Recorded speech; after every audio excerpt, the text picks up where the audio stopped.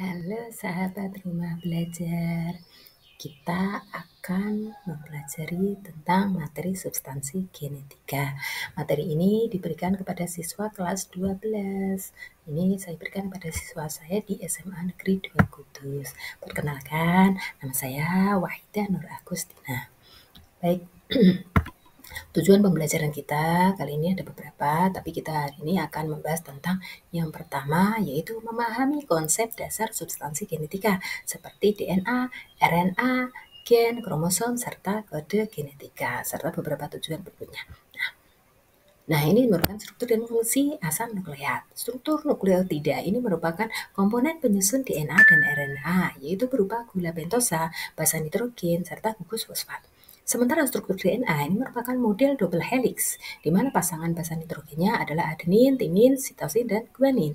Dan DNA sendiri memiliki fungsi sebagai pembawa informasi genetika. Sementara struktur RNA, ini ada 3 jenis RNA, yaitu messenger RNA, tRNA, dan rRNA. Struktur primer dan sekunder RNA, serta peranannya di dalam sintesis protein. Basa nitrogen pada DNA maupun RNA memiliki beberapa perbedaan, yaitu yang pertama pada basa nitrogen DNA yang baik memiliki purin maupun pirimidin, ini perbedaannya pada pirimidinnya, yaitu pada DNA ini memiliki timin, sementara pada RNA ini tidak ada timin tetapi digantikan dengan urasil. Nah, ini merupakan struktur double helix, yaitu yang ada di sebelah kiri, rantai ganda yang berpilin, serta di sebelah kanannya itu merupakan rantai dari RNA. Seperti itu. Unsur DNA dan RNA ada 3 macam, yaitu yang pertama gula pentosa, kemudian disusun oleh gugus fosfat, dan satu lagi tersusun atas basa nitrogen, yaitu berupa purin dan pirimidin itu tadi.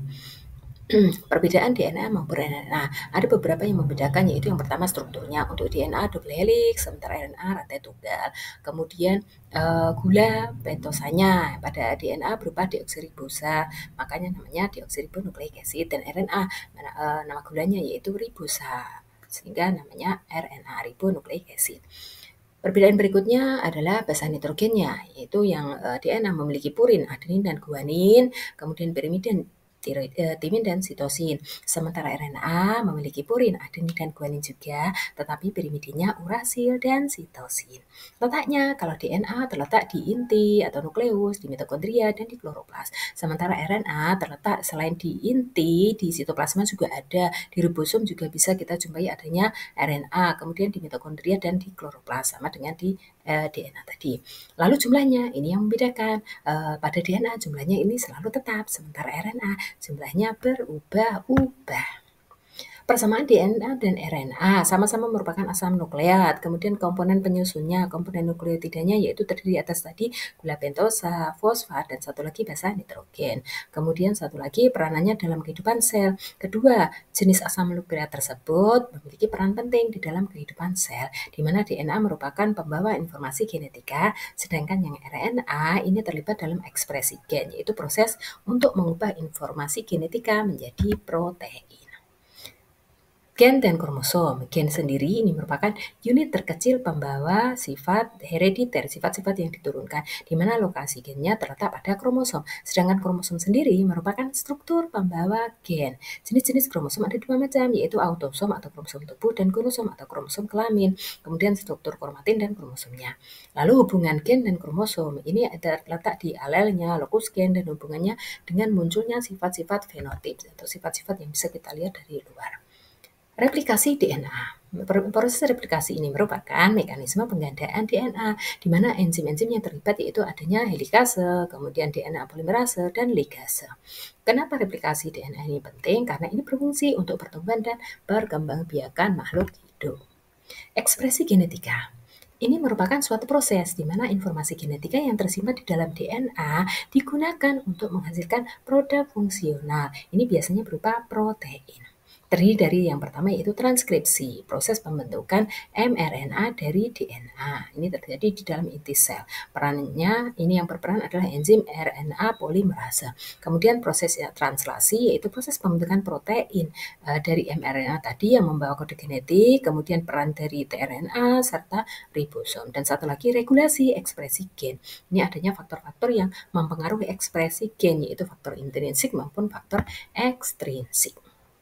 Terjadi juga mutasi. Nah, mutasi itu apa? Perubahan pada materi genetika. Nah, ada jenis mutasi. Bisa mutasi yang terjadi pada gennya, pada kromosomnya, maupun pada genomnya. Kemudian ada sebab mutasinya. Dampak mutasi. Ada mutasi yang menguntungkan, ada mutasi yang merugikan, dan netral. Rekombinasi genetika. Apa itu rekombinasi genetika? Yaitu proses pertukaran materi genetik, di mana mekanisme dari rekombinasi genetika ada crossing over atau pindah silang, kemudian konjugasi dan transduksi. Kenapa rekombinasi genetika ini penting? Karena ini berfungsi sebagai sumber dari variasi genetik dan untuk evolusi makhluk hidup. Nah, kode-kode genetika ini juga berperan. Apa itu kode genetika? Ini merupakan kumpulan dari kodon. Kodon itu merupakan triplet dari basa nitrogen yang nantinya akan mengkode asam amino. Sifat dari kode genetika ada yang bersifat universal, dia bersifat universal, tidak ambigu dan mengalami degenerasi. Nah, sedangkan ekspresi genetika. Ekspresi genetika ini ini kita lihat mulai dari sel di mana di sel ini ada atau kita jumpai adanya inti sel atau nukleus. Kemudian nukleus ini terdiri atas kromosom-kromosom dan kromosom ini bisa kita jumpai uliran DNA tadi. Sedangkan genom ini merupakan materi genetik lengkap dari suatu organisme, di mana ini terdiri dari DNA yang nantinya akan membawa informasi genetik organisme, termasuk urutan pengkode dan non-pengkode. Lalu genom di dalam organisme bisa kita jumpai baik di dalam organisme eukariot maupun organisme prokariota.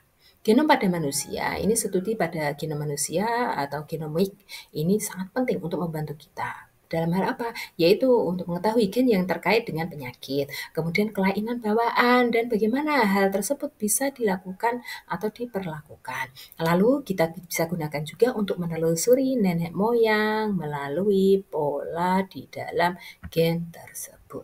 Nah, genom ini bisa kita lihat, yaitu misalnya kita kelihatannya serupa dengan yang lain, tetapi ada perbedaan yang kita miliki dengan yang lain itu tadi. Misalnya warna mata kita, kemudian warna rambut, kemudian bentuk mata, bentuk rambut, dan lain-lain. Nah, sehingga perbedaan dalam variasi DNA ini tadi kita namakan dengan istilah variasi. Nah, variasi sendiri merupakan perbedaan di dalam sifat-sifat atau karakteristik di dalam populasi pada suatu spesies. Variasi ini bisa disebabkan oleh adanya variasi genetika maupun variasi lingkungan.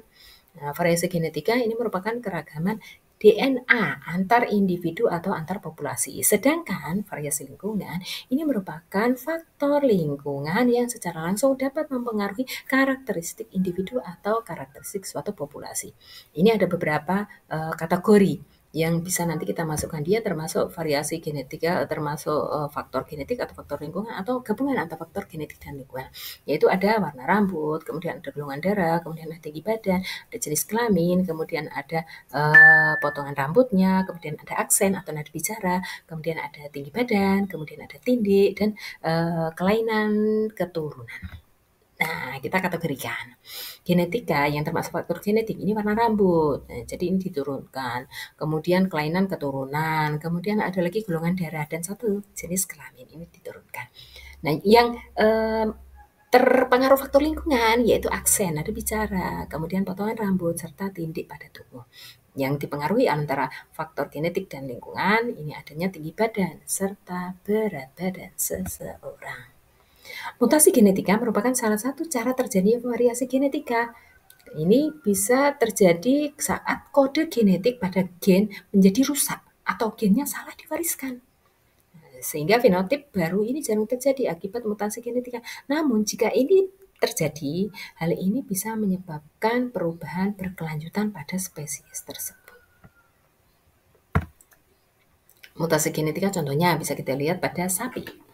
Pigmentasi pada sapi. Sapi yang memiliki pigmen dan tidak atau bintik-bintik pada sapi, ternyata bintik-bintik pada sapi ini bisa membantu sapi melindungi dari lalat atau bintik-bintik tadi menghalangi nemploknya lalat ke dalam tubuh sapi. Seleksi alam ini merupakan mekanisme di mana suatu organisme yang sudah cocok dengan lingkungannya ini bisa survive, bisa bertahan hidup dan nantinya bisa bereproduksi.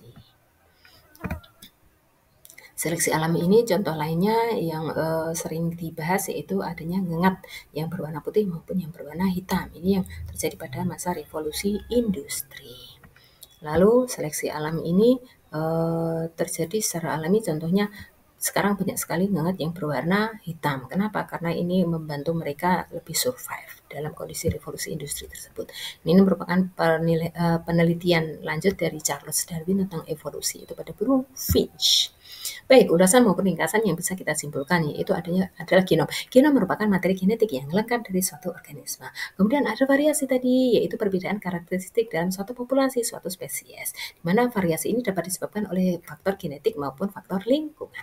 Mutasi genetik ini terjadi ketika kode genetik pada suatu gen menjadi rusak atau gennya salah diwariskan. Dan satu lagi seleksi alam. Seleksi alam ini merupakan mekanisme di mana organisme yang lebih cocok dengan lingkungannya dapat survive dan dapat bereproduksi.